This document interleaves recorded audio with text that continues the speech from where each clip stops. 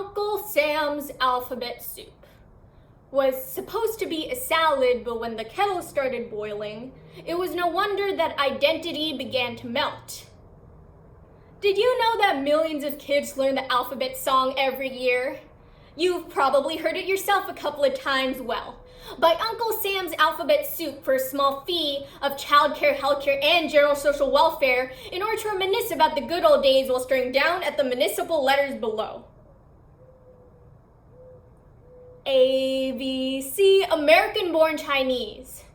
At a D and you get American-born confused, they see as if our minds can't take in the so-called rights. They say we have been given E. For the elephant in the room when we proclaim F for freedom, even though it should stand for forgotten like the minority G. Because when they say you get what you give, H, how does one ignore the hollow faces of the young and starving I?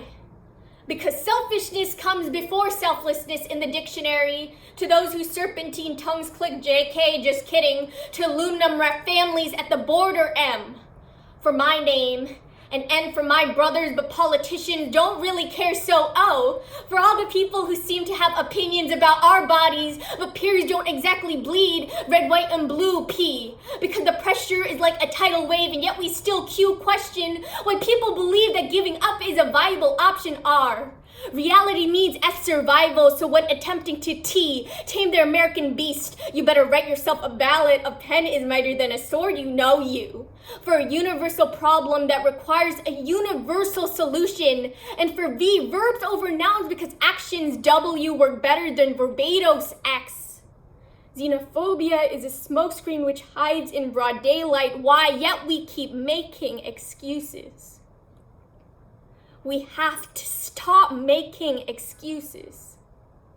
Z, for zeal.